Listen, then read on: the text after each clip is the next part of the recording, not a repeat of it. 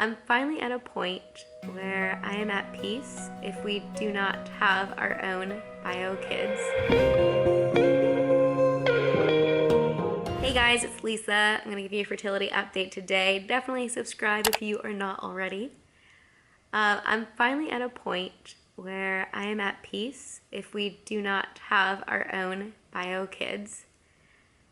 I never thought that I would be able to utter that out of my mouth and actually mean it. And I still think I am wrestling a little bit with it, but overall, like, I'm at more peace right now if we don't have kids than if we do have kids. Let me explain. So we've been married for almost 12 years, and I thought that, all I wanted to be was a wife and a mom.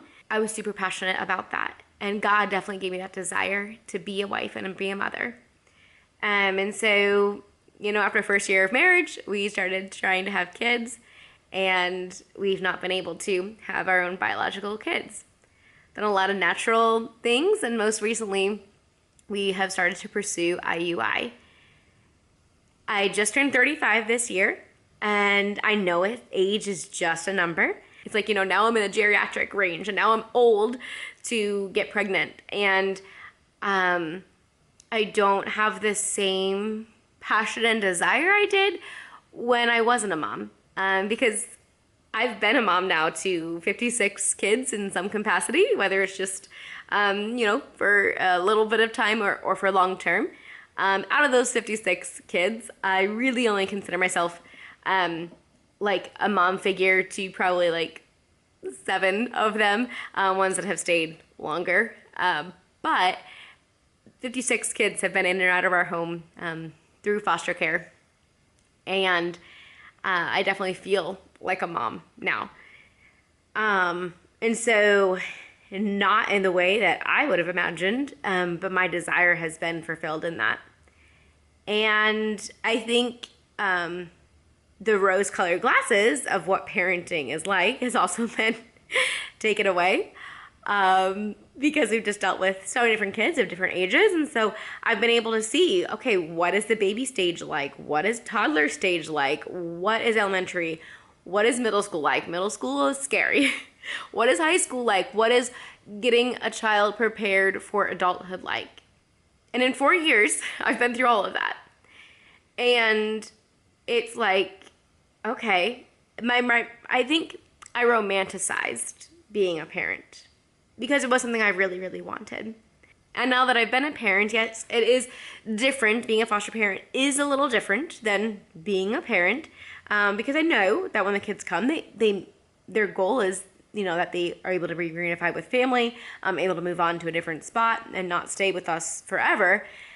And so, yes, I've taken a different approach, but also I've been in that mindset. So now, as we have started to do IUI, we have had 2 failed IUIs, and we will do a 3rd IUI, and I will talk about that in a different video of what that's going to look like, the things that my doctor is going to do to change some things. So hopefully that will be successful.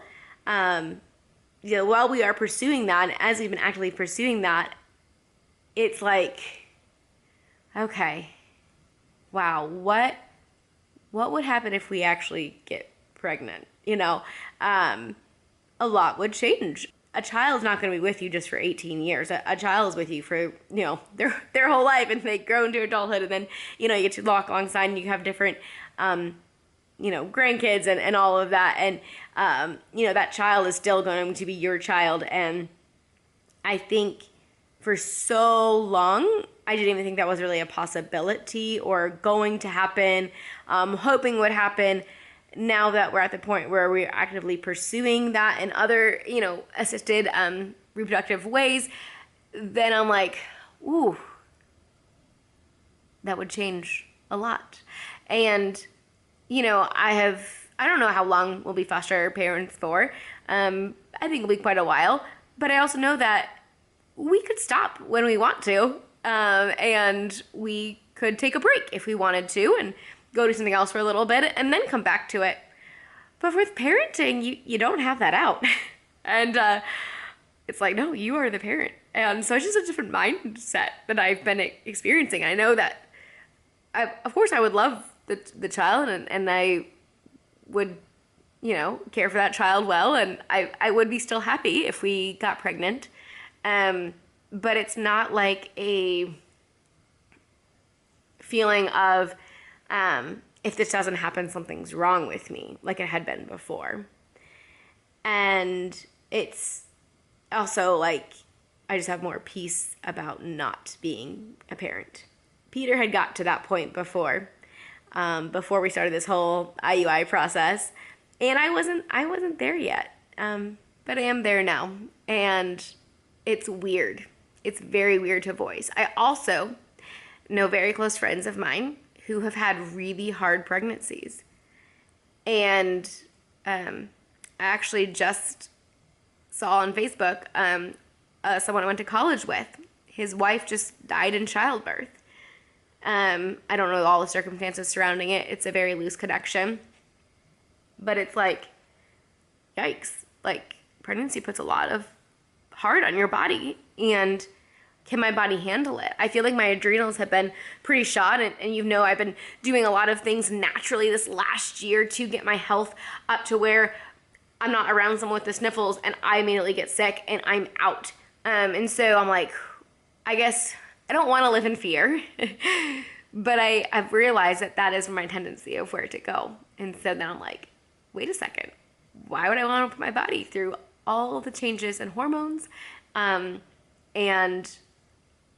just the unknowns of the pregnancy. And I've never been able to get pregnant naturally. So we've never been pregnant. And so I just don't know how my body will handle pregnancy.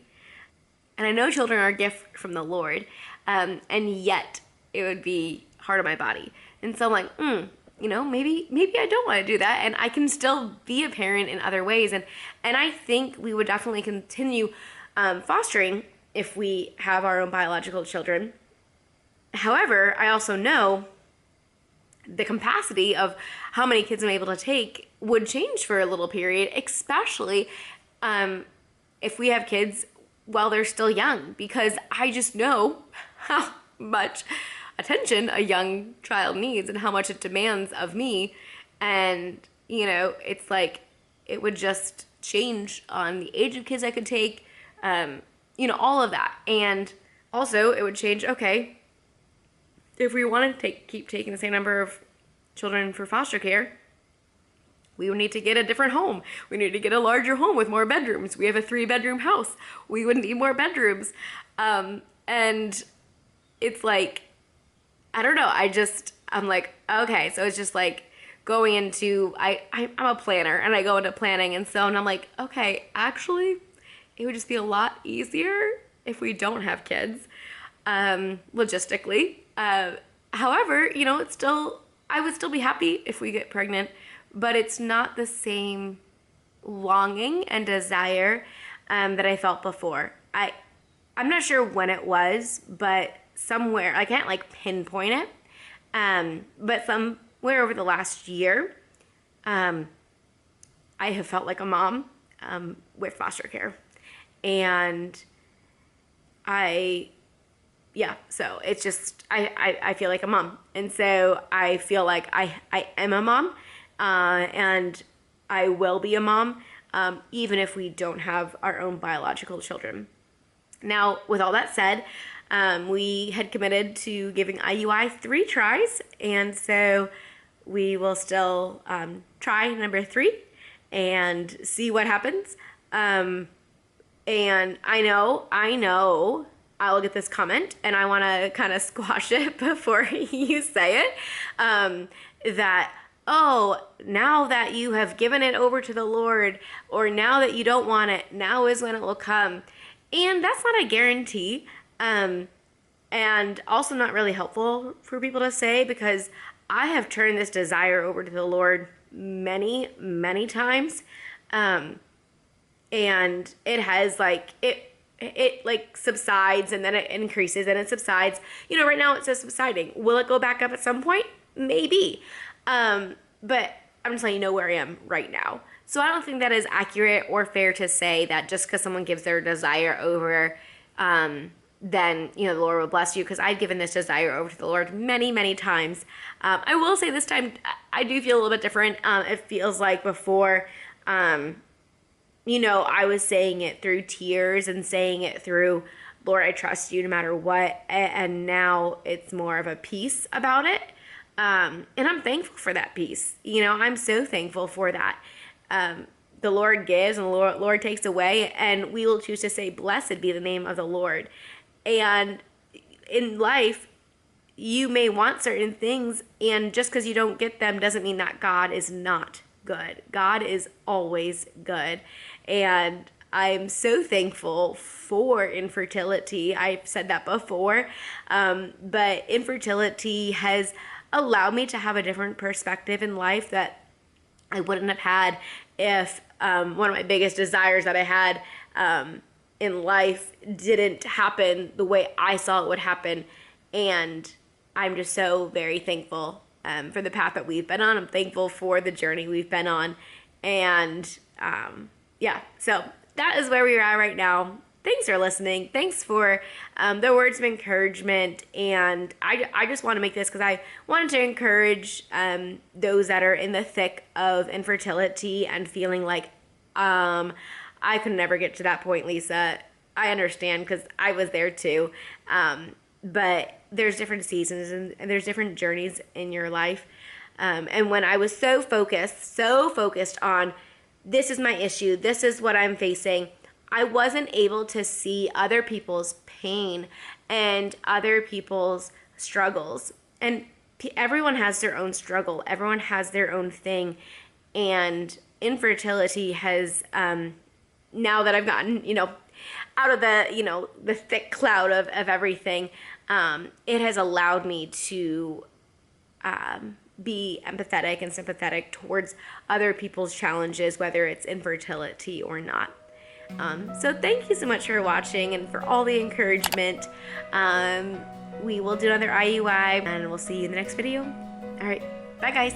No, nothing here is wasted. God will redeem.